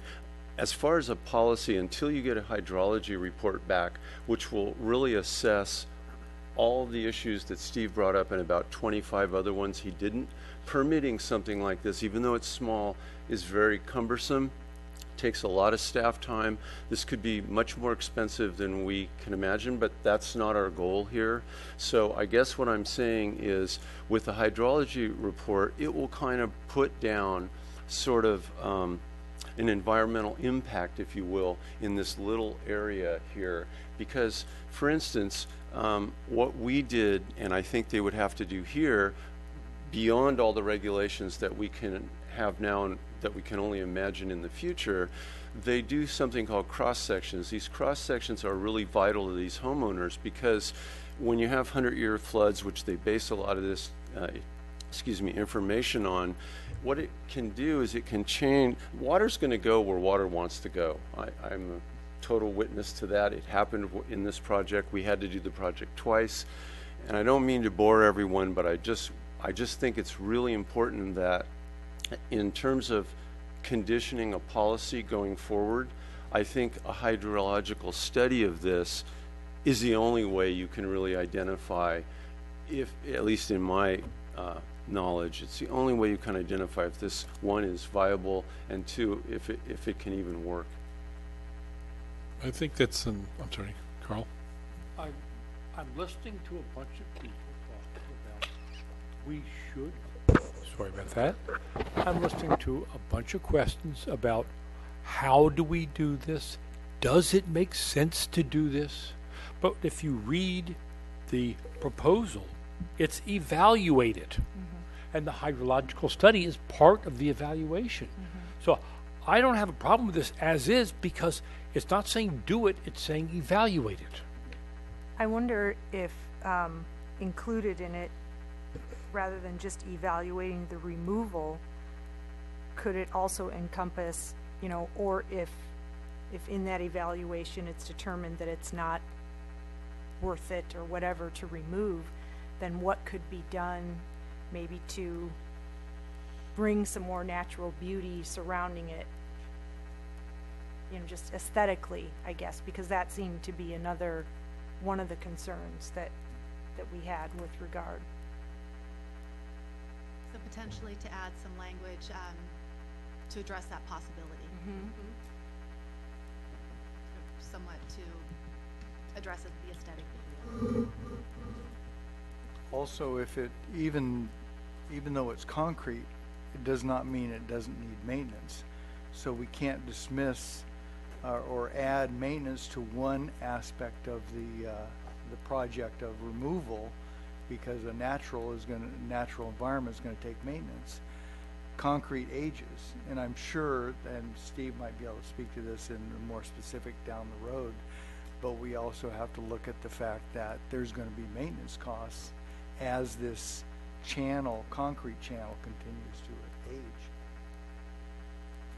Correct, and I would lump that together with the overall evaluation of it. The evaluation isn't just the feasibility of doing the construction and avoiding flooding, but the long-term maintenance as well. The only comment I would add is maybe, so Avi was saying just being a little bit more specific. While I generally would support this, I think we have to be considerate of the properties that abut this, and adding this to a general plan creates a lot of stress and concern for residents. Those are pretty much vertical concrete sides, and there's fences that are within the setback. I'm sure there's structures within the setback. I'm sure there's part of those homes that are within the 35-foot setback. So maybe being more specific in terms of evaluating through a hydrological study and public comment would alleviate some fears of residents in that area that it's just not a closed kind of process, but you know, we're talking about specific study and public input or something. So, because generally I think everyone would support it, but I would just be concerned about the residents that are directly affected by it. So, okay, then why don't we we'll kind of add some consider we'll language, work with the language and putting a little bit more detail to address your concerns, and then when it comes back to you in the draft, we'll be able to evaluate it again at that time. Okay, good. Yes. Is there another next item? Yeah, let's move on to the next one. Can I make one more comment? That's right. Can I make one more comment on the safety? Yes, and you're right. I forgot that we were done here. Let me go backwards. You got it. Thank you. Yes. Are there any other comments or questions on the safety element? Anything else that we missed?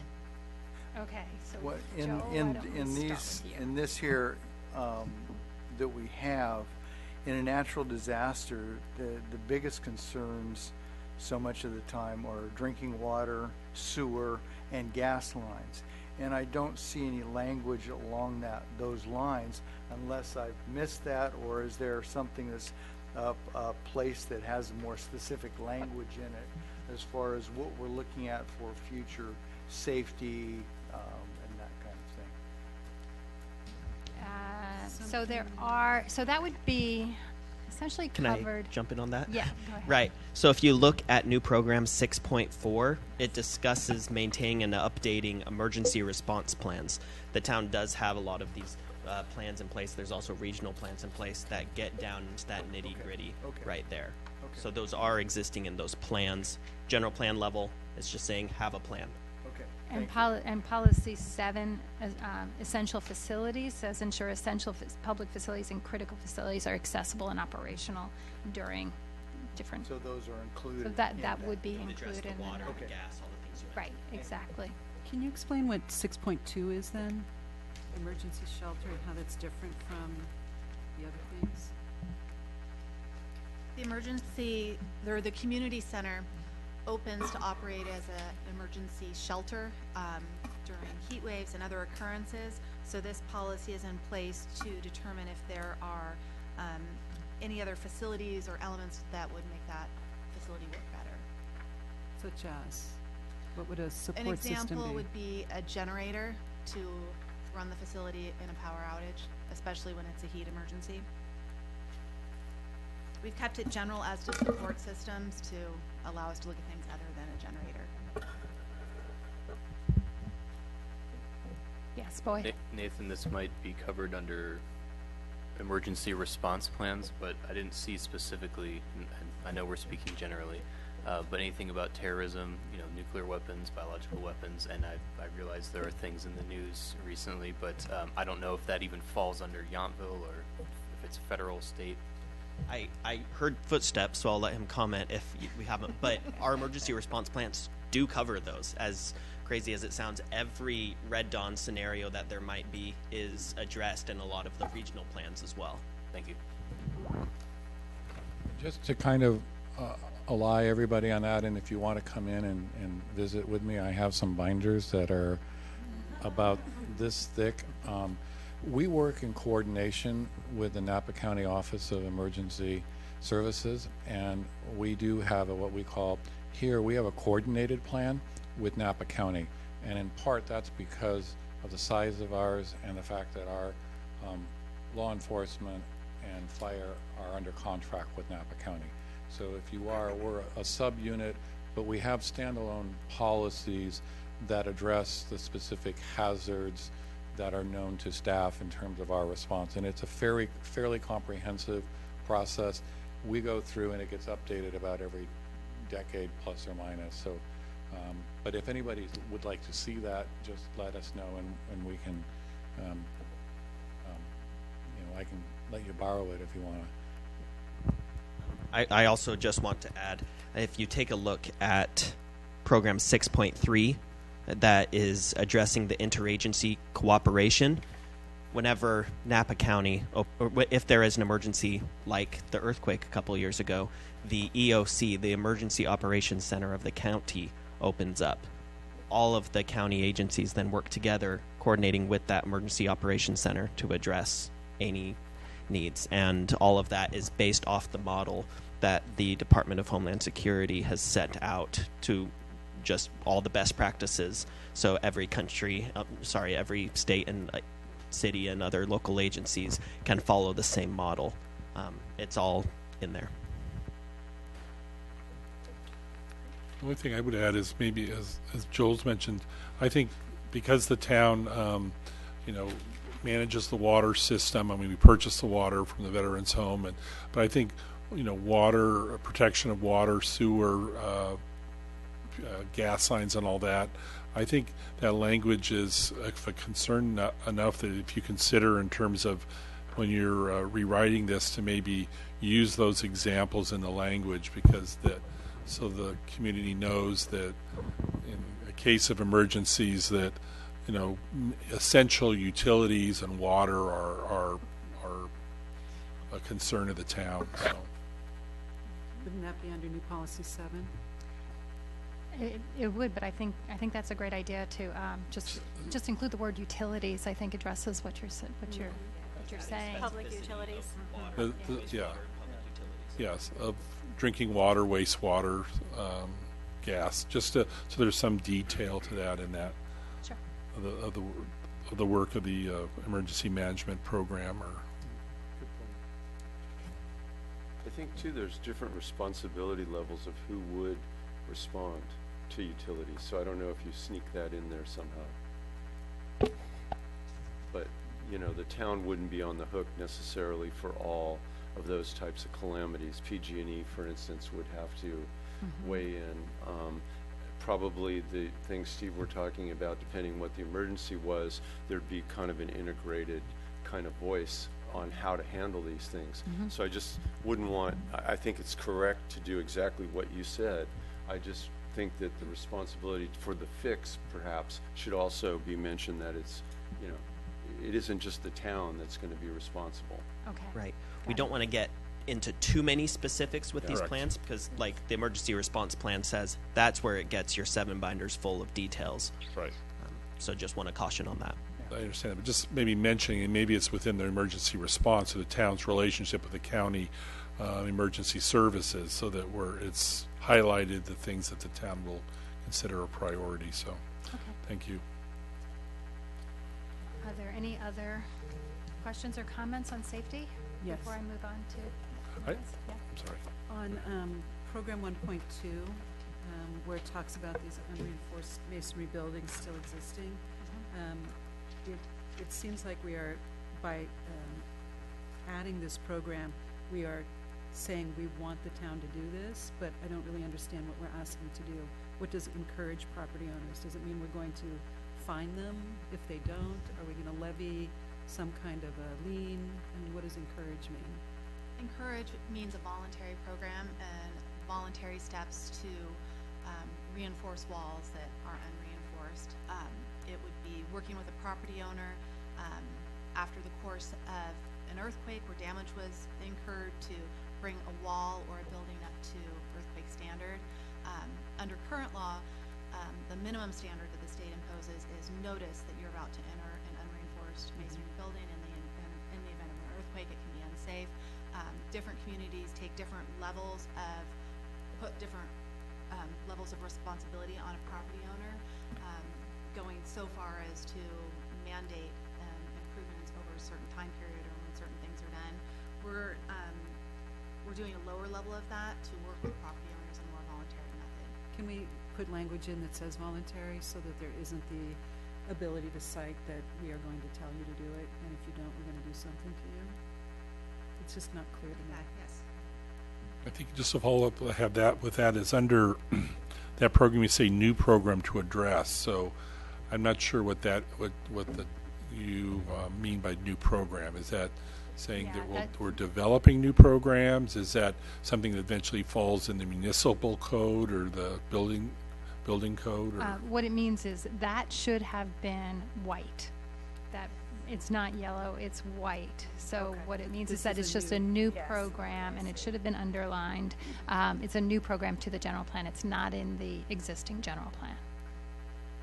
So what would just new program mean? I mean, what is the it's a goal, but what is the actual objective or the program? The program is that language, program 1.2, unreinforced masonry buildings. So it means to put that program into that language into the general plan. I see. So basically, the program is encouraging the property owners to retrofit? Is that voluntarily? Okay. Got it.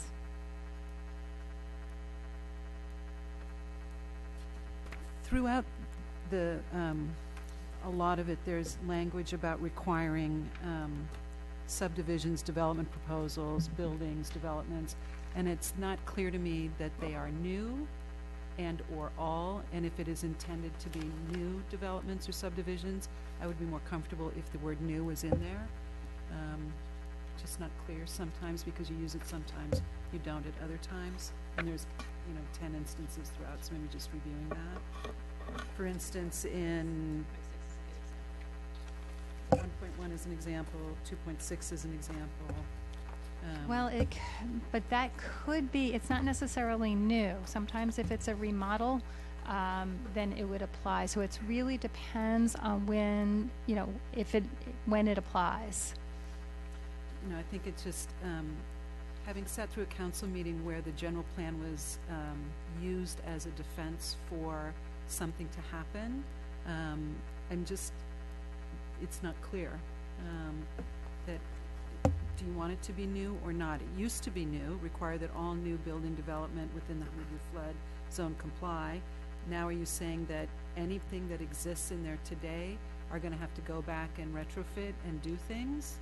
The changes that we've made to this program are to bring us language more consistent with the Yountville Municipal Code and its floodplain regulations. So that's the document that outlines what all the different requirements are, and it applies to all structures depending on what a trigger would be. And there are too numerous to mention here, and that's why we're referring back to the regulations of the Yountville Municipal Code. So I would discourage adding new or limiting that beyond just the development that is complies with that code. I think So then on program 1.1, is that different, where it says require subdivision and development proposals And infrastructure. and infrastructure projects, to not put the word new in there? This would be Again, new it's subdivisions that it would apply to, but it would apply to any development proposal.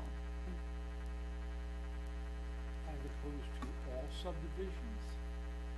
I think the thing that's important in clarity is that when you have development, it means there's a change, okay? So you're not going back and looking at an existing subdivision and doing this, but if that subdivision goes in and develops something, changes something, there's some movement, Yeah. that's the trigger. So that's not the language in 1.1. The question is it requiring seismic studies for all subdivision and development proposals? Or subdivisions are one thing, development proposals are a different thing? No, it's subdivision proposals or development proposals. Maybe you So- just say it that way. Okay, we can go to that effort. The idea is you're taking action to do something with your property. Yes. You're taking a tract of land and subdividing it for residences, so this report would be required. If you have a development for residences, for commercial buildings at any level, it's also required to conform to the standards. So that's what we're getting at. But if it needs to be clarified that it's subdivision proposals and development proposals, we can do that. On new program 3.7, Heather Street and Heritage Court emergency access, what is this change? What is this asking to be done to Heather Street and Heritage Court? This is 3.3. 3.7? 3.7. Sorry. It's one of the white ones, so it's new. This is an existing policy in the, It's a new program. It's a new program in our safety element, and it's added for emergency access. It's an existing policy that's in the circulation element. We thought that it deserved being noted here, and that's the park that is at the end of Heather and before you enter the Heritage Court area. It serves as emergency access. It has bollards that would allow a fire truck to get through there, but it's not otherwise a traveled right-of-way for other vehicles. So there's no change? No change. You're just adding it to the plan. Yes. So in terms of the development at that point, when Heritage was developed, I'm sorry, do you have, Boyd, do you have a question or? No, I mean, when Heritage subdivision was built, there was a choice made at that point of the development in the back of the property where the path is, and it was considered a fire lane. So are you just adding that language? At some point it seems like maybe the landscaping has matured where it's more difficult to use that as an emergency. Is this to clarify that so that area becomes more clearly an emergency access? All right, we'll go try to. At one point in time, it was suggested, and you can kind of see from a design standpoint that it was anticipated or potentially that a street would have been connected. Pretty logical. Two neighborhoods didn't necessarily get along and agree. The short answer, and I think what Sandra and Nate are trying to say, this policy is putting something in for the new one that reflects the circulation plan. The town's already done the work. That is, it's designed. It's built safely to allow for emergency access. There's a bollard.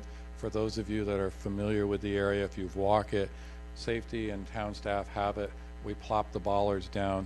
There's a reinforcement mesh. So we really don't need to do anything new to the site other than to reinforce the program or the policy in this case that this is limited to emergency access. For example, if we needed to do an evacuation of one neighborhood because Mulberry, for example, the bridge was out or something, it would allow for us to do something on a temporary basis. For those of you that, and I think Sandra and Nathan, the team will address this in our circulation, we have a really poor north-south parallel. There really isn't a secondary So this is important from an emergency access point. And I think what Sandra's trying to say, this policy was extremely vetted and cleaned up as part of the circulation plan, and it's just putting it into the current general plan.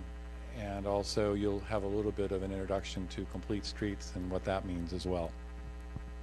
And then Eric, just to follow up a little bit on your comment, what about mature landscaping? How do we ensure that it's maintained as emergency access? That's exactly how this condition or this policy is worded, to maintain this access in consideration of the factors that apply since it's a landscape area. I think that's what SC was saying. Basically, it's always been the policy from the development of those subdivisions. It's just you're just making it clear in the general plan. We haven't stated it specifically in the general plan. That's why it's here now. Okay. You have other programs you want to highlight, or No. I just when we're ready, I'll move on to noise. are there any other questions about the safety portion of this discussion?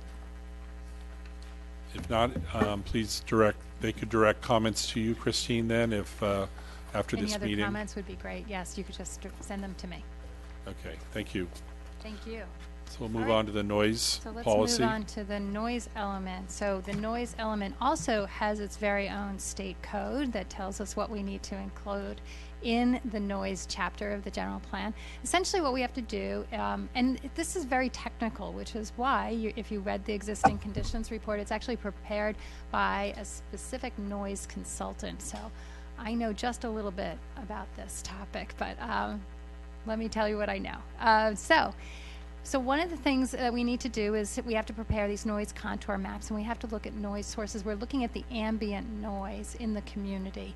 What are the noise levels now that exist? And that's what's mapped in the existing conditions report. So we're looking at noise from all these different sources, highways and freeways, and mostly cars, but we can also look at aircraft and railroads, trucks, etc., local industrial plants, if those exist. So we have our baseline map, which is in the existing conditions report, and then when we're done with the general plan, the consultant will prepare another map that shows what the projected noise levels are expected to be when we have the development that's planned in the general plan. So we can look at that, and then staff will be using those to evaluate development proposals in the future. All right, so this is a kind of a close-up of one area of that noise contour map that's in the general plan. And so these are in decibels, the contours. They're basically, well, these are all at 1 decibel level, which gets really hard to see. There is, this one here is the 65 decibel contour. It's near Highway 29.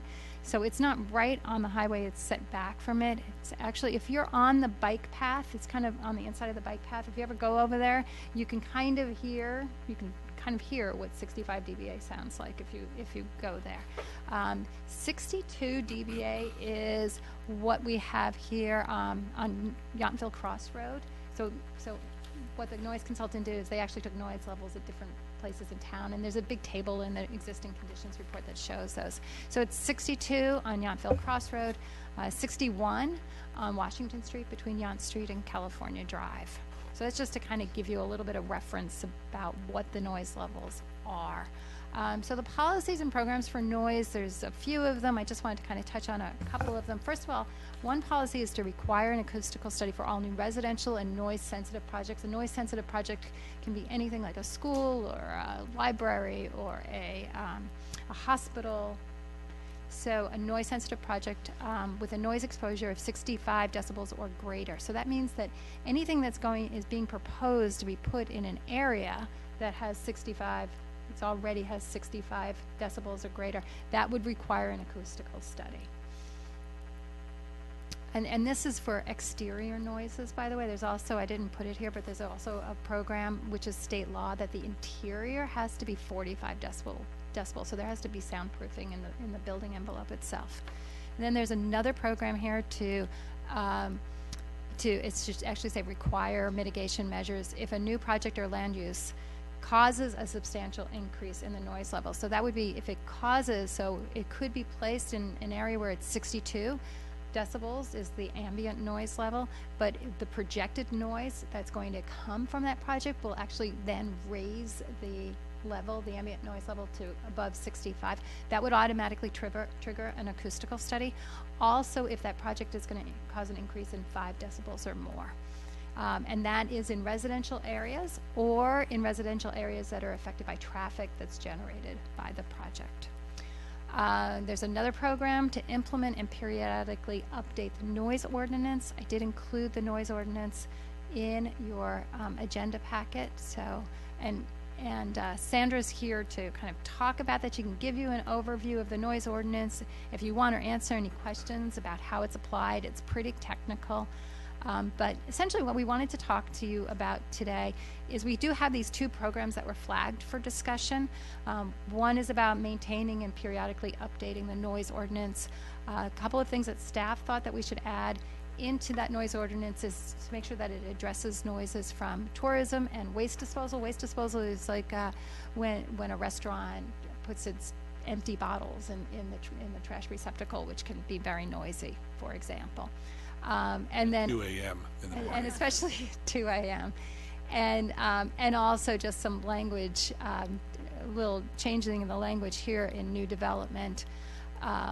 But essentially, again, we just wanted to have kind of a broader discussion about what the noise issues are in town so that we can see if there's any way to address those through the policies and programs in the noise element. Yes, Davio. Well, I speak for a lot of people who won't be speaking about this, and that's leaf blowers. I've been through the whole side of this in different contexts. I think in terms of policy, all we maybe can do is, because this, and I'm trying to get my brain around sort of what our real job is in a lot of ways, and that's not so much what we hear and see now, but try to project it into the future as much as 20 years. So in terms of 1.1 and 1.2 and 1.3, perhaps there could be some language there that as technologies move forward, that the town's municipal code keeps up with it. And I only bring up the blower because I walk a lot in town, and it's really hard to go from street to street to street and not hear those things. And they don't just cause noise problems. I mean, they put particulates all over the place. A lot of times they blow the leaves from your house to your house. And so there's a lot of different elements here. But my point is just because I don't know how you would do this, is just 20 years from now, if those things are outlawed because they pollute at a far too great a level, and there's some new technology in place, that our codes in this policy just keep up with that. And I don't really see that other than, as you said, there's noise ordinance review. So maybe that's what your intent was, and it could be. But I'd just like to see that we keep moving along with the technology. Okay. Good point. Thank you. I think that could be as simple as just adding that into, you know, under the noise ordinance review, like when the review time comes up. Right. Because it's got to. We'll look at that, how to incorporate that language. I don't want everybody to feel like you actually have to kind of draft the language here. I mean, just bringing up, you know, kind of what the issues are, and then we'll work on the language, and again, we'll be bringing it back to you. You're going to have another bite at this apple when we bring the draft back to you. But I have a question about waste disposal, and because we employ basically the garbage company, the local garbage companies to come and collect trash, they can't come on our schedule, correct? We have to sort of abide by their schedule, which I know a lot of times is very early in the mornings, and at the hotels especially. It's amazing to me that the hotel guests pay the prices they pay to be able to listen to garbage being taken in the morning at 6 o'clock. So how do we manage, can we even manage that within this? Simple answer is not really. Right. And under our noise ordinance, it really regulates unreasonable, intrusive, unusual noise, and it identifies the different parameters and standards for that, but it has exceptions, and trash collection is one of those exceptions. The franchise collects the trash when they do, and there are just issues. There are issues with brakes and Right. backup and all sorts of things. So it is within one of the exceptions. So in 1.1 then, when you talk about waste disposal, you probably want to put personal Yes. waste disposal or something that clarifies that, because I can see someone That's what we were using getting that. at, yes. Yeah. I do think, though, to answer part of your question, the town Upper Valley Waste Authority is the franchisee.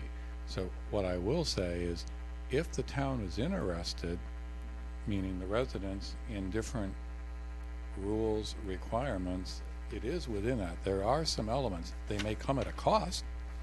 For example, if you wanted to have limited hours and certain types of equipment, and these are some things, so I'm saying, I don't know that I would say that it's impossible, but if people really did not want garbage collection to start before 9 o'clock, that is an element that actually is negotiable. I'm going to use the phrase that this in a franchise agreement. So there are elements and conditions that the franchise authority can put in a service area the same way. So I'm just saying those things come with cost and trade-off. We have different programs we've added for recycling, et cetera, and sometimes those. So I don't want to say it's without the realm of consideration, but right now, and maybe that's one of the things, we do have sort of a carte blanche exception for trash collection, and now so trash collection is probably, you know, we have green waste collection, we have recycling, we have some of the businesses have solid collection. So waste disposal is not necessarily limited to when we think about garbage collection on Monday. It's a much broader topic. And but this isn't something we would address in the general plan. This is something that would be more addressed on a town level. Right, correct? and I'm just saying, but Okay. that would be from a policy standpoint, if that's something that was of interest, much like Davio is talking about, that the community has had a couple starts of discussions on leaf blower bans, pros and cons, kind of goes down the path a little bit, and then it says, oh, we're not quite ready to go there. I have an I wonder about just the noise, and I don't know if that's something that would be really a part of the general plan, but it is really loud along that bike path, you know, that's along the highway there. And I just wonder, I'm assuming it's had a huge impact on the people that own those homes. Is that Burgundy Commons? Mm-hmm. Is that what that's called? So I'm just curious, I guess, has anything come up because of the noise from there? And has the town, I don't know, had to look at doing something to help mitigate the traffic noise to those homeowners? Are you speaking of bike path noise or highway traffic noise? Well, the highway traffic noise and I'm just saying I notice how loud it is when I'm on the bike path. Oh, and right, so I'm right, assuming okay. that it really is impacting those residents Right. that are in that little Highway enclave. noise is an issue out there, and we do have a proposed new policy to work with Caltrans, and I'd have to look at it a little more specifically, but it's to evaluate policies and work with the town before they do any measures on issues that create noise. So it's work with, That sounds like for new things, right? right. Whereas the See, Burgundy that's- Commons has always had that noise issue as long as 29's been there, so. Right. 1.1, the tourism industry over in the staff recommendations. Tell me what that noise is. That's pretty broad. So we're looking at really operational noise with business, and we have our commercial district, it's Washington Street, but it's not really separate and distinct from residential areas. So on much of Washington Street, businesses back up to residential. The tourism noise that we're thinking of is related to the food and wine industry and the fun that can be had and just the natural noise that occurs. But we're finding that is becoming more of an issue for some projects. And just let me explain how we review projects. So we get submittals for new development, and the new development has uses. So we first of all look at it in terms of buildings and what's the placement and orientation of buildings and open space on a lot, especially when it's in proximity to residential, to try to minimize noise impacts. Trash enclosures are a good example of that. We require that they be fully enclosed, that they have sound attenuating walls on the inside and self-closing doors, so that things like dumping wine bottles at the end of the night isn't a huge problem for neighbors, especially if it's at 2 a.m. But we're also looking at the uses that are conducted within those buildings, and we condition projects to have a closing hour of operation, special conditions for outdoor uses, including closing hours, and then the use of the space for special events and other items. There's just a natural little pressure that's going on there as businesses become more successful, even when we have those conditions in place. So that's something that we're just noticing as becoming more and more of an issue. Thank you. So I think what I'm hearing you say is as the business corridor moves more outside to be more friendly to our tourist folks, that becomes a bigger problem because it can be accentuated in terms of the DB situation throughout the neighborhoods. And so I do think that there is probably a way to, or there should be a way to try and mitigate that. I don't know exactly how you would do it. As Christine says, we're not here necessarily to put that type of language together, but that's just going to get, I think, more and larger and larger. I think special events, from what I read anyway, is they keep happening, they keep wanting more. In a lot of ways it makes perfect sense, but again, there's an encroachment of this noise when what was thought to be, you know, a restaurant inside now moves outside, and it wants to get bigger because everybody wants to sit outside. Yeah. So I get it, but I just think there needs to be some way of addressing that, even if it's just a mitigation thing And I moving don't think forward. we need to have the way to address that in here, but we need to say that you need to look at this and find a way to deal with it as noise goes up. An example I can think of is there have been several concerts recently that at 10:30 are still quite loud.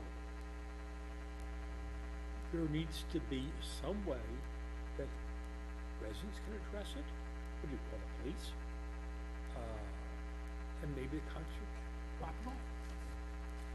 But there are more concerts all the time. So something of that nature, special events, maybe something we'd want to add here as well. The items I've added are new elements of noise that we are noticing in the community, like tourism and that waste disposal, which I really think needs to be reworded looking at it.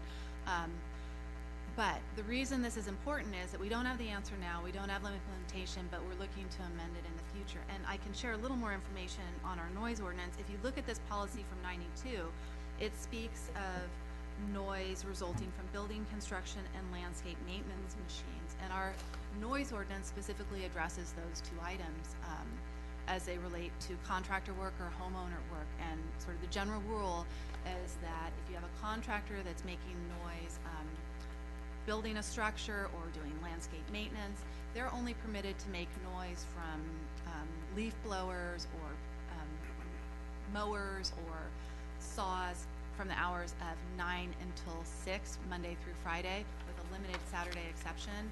And that's because of the hours that this community has voiced as being acceptable to them. It's a little later than most communities.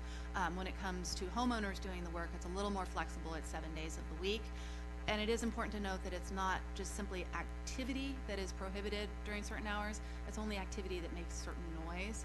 And we've been very successful in applying it to construction and landscape maintenance, but maybe we want to start addressing things like tourism and special events and other things.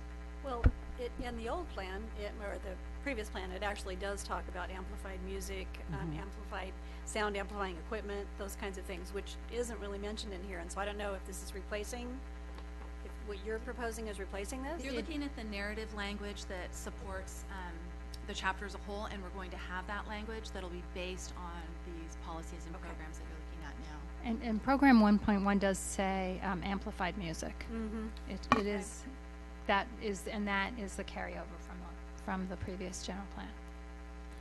And Sandra, you mentioned the hours for the building. Is it urban myth or is it real that we have a 10 p.m. stop on music or outside noise?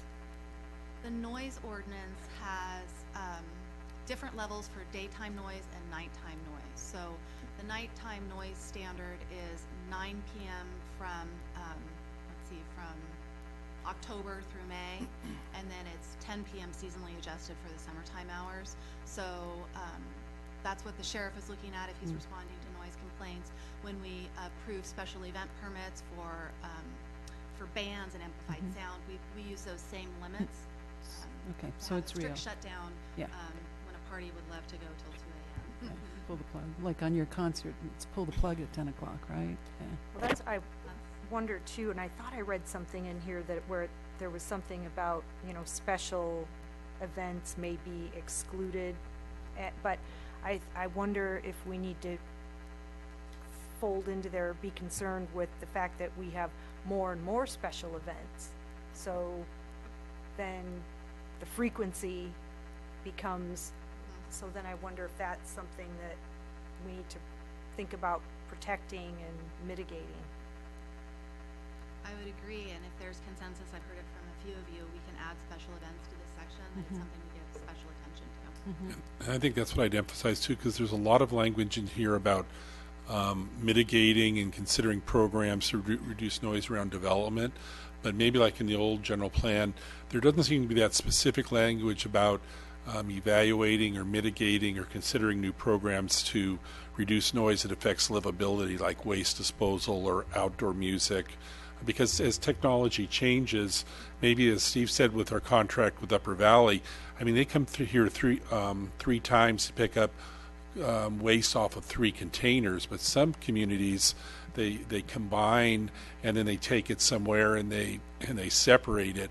So we have we have 3 stops for every household, and maybe there's potential in the future to negotiate ways for them to only have to pick up 2 canisters, or with the technology and just music in general, where my daughters go to events where there's DJs and people have headphones and there's no noise at all, but people are enjoying themselves. Maybe as technology changes, amplified music may be something we could mitigate with the improved technology. So it just seems to me there isn't that, while there's that emphasis in development, not in livability or quality of life, looking to mitigate and consider potential changes to programs. And it seems like that would be something to consider to add as a program. I think Eric's comments around livability are very important, because that really is one of the things we keep coming back to talk about. And so it's not just the construction of a new development or a new house or whatever. It's not just the waste management trucks. It's making the area more livable. I think there ought to be something that focuses on that. Okay. I can say we could change the language because we were using terms like land uses. Yeah, I think meant to address we that, can but do we something. can be a little more direct. I think we can craft something that Good. gets at that issue. Okay, so we're 5 minutes to, or 4 minutes to 8. Can you give us an update where we're at, or where you, is there more issues we should consider before? So that's it for these 2. I just wanted to let you know that the next time we meet in September, on September 26th, we're going to be addressing the next 2 issues, and that's conservation and open space. And we have those matrices to hand out to you. Again, what might happen is that we've sent these off to our environmental consultant to ask for their opinion, if they have any other additions. So when we send out the final to you electronically with your agenda packet, there might be some changes, but they probably will be fairly minor, I suspect, because these are pretty robust policies and programs that are in there. These are separate. Conservation's going one way, open space is going the other way. So are there any, while they're passing these out, are there any other comments from the committee or comments for the good of the order, just to improve the process? So I just want to thank you all for being so patient with the input, and all of and we're all kind of new at this. At least I can speak myself, very new at this, and so I welcome the fact that you've been patient enough to respond, even though sometimes I know it's probably a little tedious because you've gone over it all before. No, not at all. Thank you. Not at all. That's what we're here for. do you have any comments for us in terms of the process tonight about You did a great suggestions, job, or Eric. everything good so far? It's all a learning process. So And the final comments from our town manager. See, I have to say, I have a unique perspective. And it's Boyd. Okay, because I'm sorry. Did you? while I'm planning friendly, I am, I consult and work with. But one thing, Eric, that you just said lately struck me, and I really like the fact. And I think when you look at the 1992 general plan stuff, it may be helpful to think about it was built and drafted in a different time when the community was going through different things. So when you see something, that was what the mindset of a group of citizens similar to yourself was. So if you think back in 1992, we were talking about growth and development and how were we going to manage some of that. So now you get to have a conversation. To me, I kind of got excited when you said, well, maybe we want to add these things that address what do they need to be. So I really like that. And as you look at some of the additional conditions and elements as you go forward, I think maybe that's a great spirit of what's different about 2017 when we're thinking about how does a general plan affect us and how do we want to look at it going forward. So I just wanted to share that because as, from a planning side, I love my planning staff, but we can get really technical on stuff, and I'll put myself in that same boat because we live it every day. So these acronyms and these little things and those jargon. So by any chance, if something's not resonating, just raise your hand or something because we live that and it's kind of our geekiness. I'll admit that, but I do think the watch it. I have the mic. But I do think that the great spirit, and I'm, like I say, kind of watching it a little bit, I like the dialogue and the thoughtfulness and just want to continue, as you go through because we want this to, you see the staff taking a lot of notes. And sometimes it's how we've written something, it triggers something in your thoughts and then we can expand it or simplify it. And that's really what this whole thing is about. And there'll be more wordsmithing than you probably have ever seen in a project for most of you, but at the end it's how do we get something that really reflects the flavor of where we're at for a community going forward. So I think job well done for everybody. Thanks, Steve. Boyd, do you have a comment? I have two questions or comments. So back to 1.3. Sorry, everybody. I have a question about the process of analyzing the acoustic footprint of a new development going in and what triggers the requirement for an acoustic study. How does that process work? I mean, are you prejudging before someone even goes in what their noise may or may not be? And then are they required to pay for that? I'm just curious. I think if it's a project that includes exposure to sensitive uses, such as residential or schools or hospitals or things of that nature, we'll have a program requiring the acoustical study. It's not going to be required of all projects, and it will be under discretion as to the type of noise that's expected.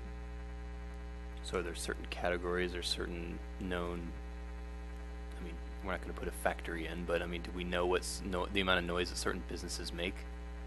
And certain businesses wouldn't be required to do a study? We're looking at the proximity of uses to what are sensitive uses, and that's a term that's defined.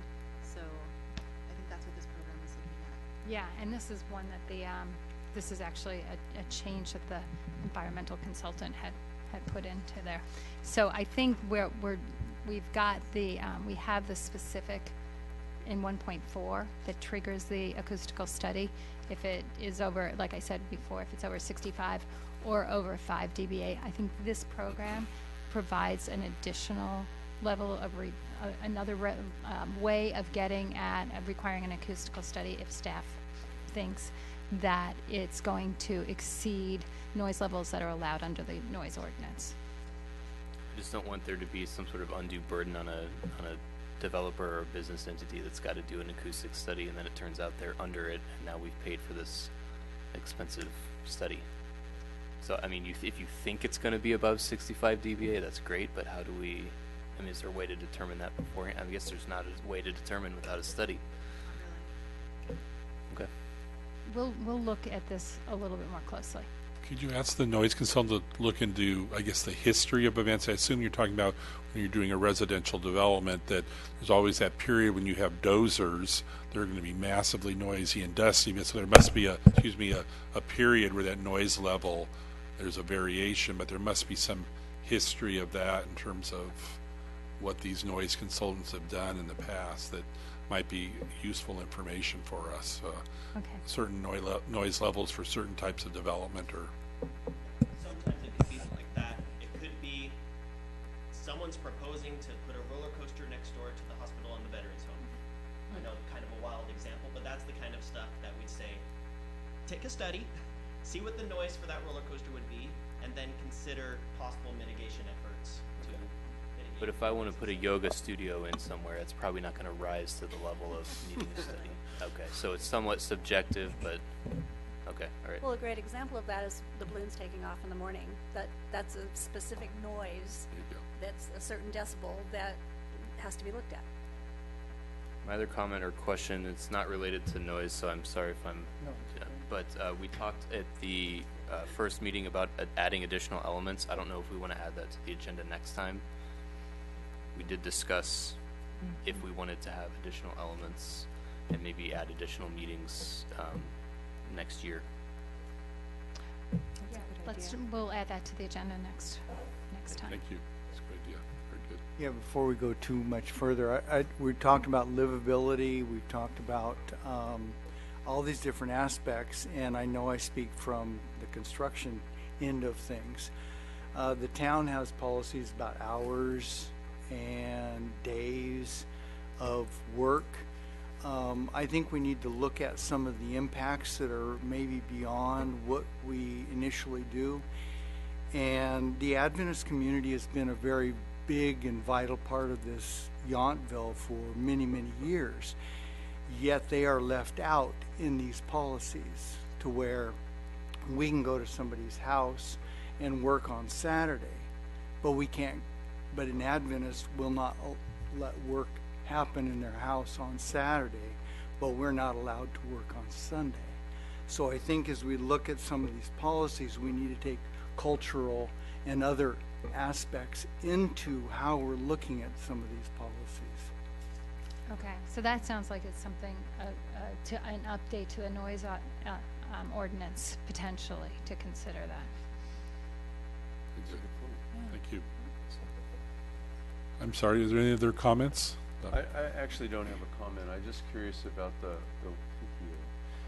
workshop. Do you want us to come a little early to this, or I mean, how do we just show up at 6 o'clock and then you're going to go scatter? Yes. Can I count you 3 times? I'll count you 3 times. Yeah, really, the role for the tag is really to encourage people to attend the workshop, get the word out there. Okay. And to feel some excitement. You can actually tell people to discuss some of the questions, you know what's coming up. And it's going to be fun. Okay. It was in the paper. Thank Sure you. was. Good. Will you Thank you, be everyone. Is there a motion to adjourn? I moved to adjourn. There's a motion Second. and a second. All in favor? Aye. All right. Thank you very much, everyone.